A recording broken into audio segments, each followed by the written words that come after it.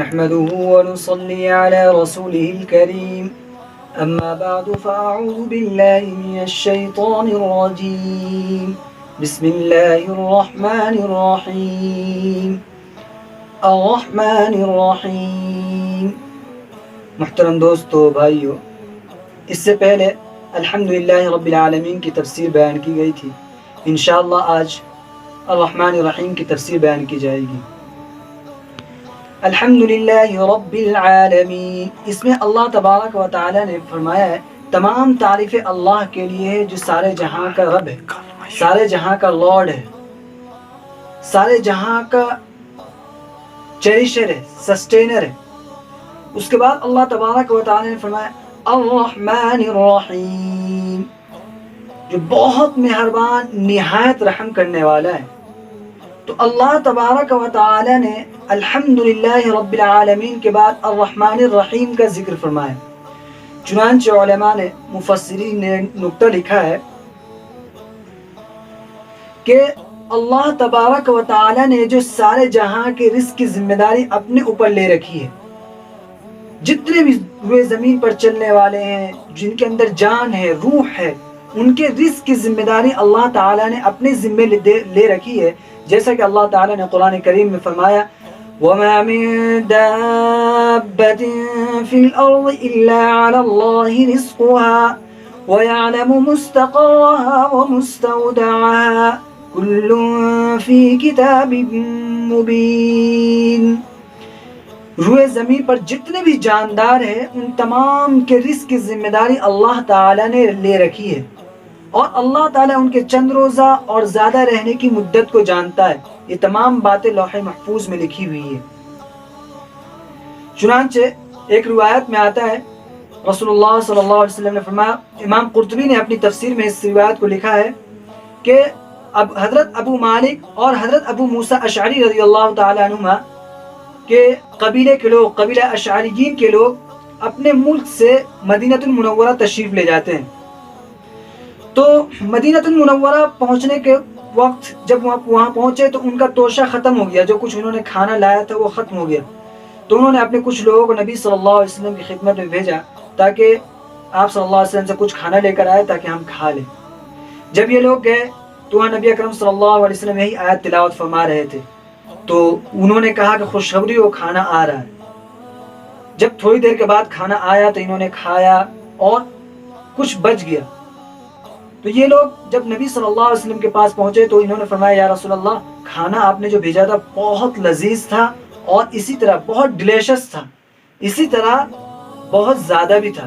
تو کچھ بچ گیا ہے جس کو ہم آپ کے پاس لے کر آئے تاکہ آپ کھا لیں یا کہ کچھ لوگوں میں تقسیم فرما دیں. تو آپ صلی اللہ علیہ وسلم نے فرمایا تو میں نے تو نہیں بھیجا تھا. تو پھر انہوں نے پورا واقعہ سنایا کہ ایسا ہوا.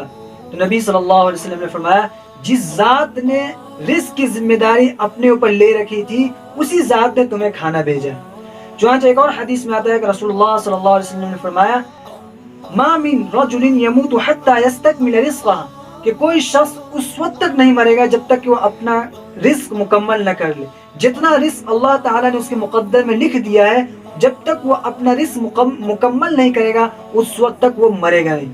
تو سب سے پہلی آیت میں الحمدللہ رب العالمین میں جو اللہ تعالیٰ نے رزق کی ذمہ داری اپنے شولڈر پر لے رکھی ہے، رسپانسبلٹی اپنے اوپر لے رکھی ہے، یہ اللہ تعالیٰ کو کسی نے مجبور نہیں کیا. اللہ تعالیٰ مجبور نہیں تھا، بلکہ اللہ تعالیٰ نے جو ذمہ داری، یہ رسپانسبلٹی اپنے اوپر لی ہے وہ اس وجہ سے کہ اللہ تعالیٰ مہربان ہے. اپنی صفت رحمت کی وجہ سے اللہ تبارک و تعالیٰ نے یہ ذمہ داری اپنے اوپر لی ہے کہ اللہ تعالیٰ مرسیفل ہے، کائنڈ ہے. تو اپنے کائنڈنس کی وجہ سے اللہ تبارک و تعالیٰ نے یہ ذمہ داری اپنے اوپر لی ہے. چنانچہ اللہ تعالیٰ کی صفت رحمت ہی ہے کہ اللہ تبارک و تعالیٰ نے رزق دنیا میں ہر ایک کو دیا، اپنے دوست دشمن سب کو دیا ہے، بلکہ دشمن کو تو اللہ تعالیٰ نے اس دنیا میں رزق زیادہ ہی دیا ہے. چنانچہ آج ہم دیکھتے ہیں کہ آج جو غیر مسلم ہیں، جو اللہ پر ایمان نہیں رکھتے، آج وہ مالدار ہیں، آج دنیا پر حکومت کر رہے ہیں، لیکن جو مسلمان ہیں وہ رزق ان کے پاس اتنا مال نہیں ہے، اتنا پیسہ نہیں ہے. چنانچہ حضرت ابراہیم علیہ السلام نے جب مکۃ المکرمہ میں کعبۃ اللہ کو تعمیر کر دیا تو اس کے بعد انہوں نے ایک دعا کی تھی، وَإِذْ قَالَ إِبْرَاهِيمُ رَبِّ اجْعَلْ هَذَا الْبَلَدَ آمِنًا وَاجْنُبْ أَهْلَهُ وَإِذْ قَالَ إِبْرَاهِيمُ رَبِّ اجْعَلْ هَذَا الْبَلَدَ آمِنًا وَارْزُقْ أَهْلَهُ مِنَ الثَّمَرَاتِ مَنْ آمَنَ مِنْهُمْ بِاللَّهِ وَالْيَوْمِ الْآخِرِ کہ اللہ تبارک و تعالی اس شہر کو تو امن والا بنا دے، پیسفل بنا دے، یعنی یہاں پیس قائم کر دے، اور یہاں کے رہنے والوں میں سے وہ لوگ جو اللہ پر اور آخرت پر ایمان رکھتے ہیں ان کو رزق دے۔ تو اللہ تعالیٰ نے فرمایا کہ نہیں، یہ رزق میں ہر کسی کو دوں گا۔ قال ومن کفر، تو اللہ تعالیٰ نے فرمایا جو شخص کفر کرے گا اس کو بھی میں رزق دوں گا۔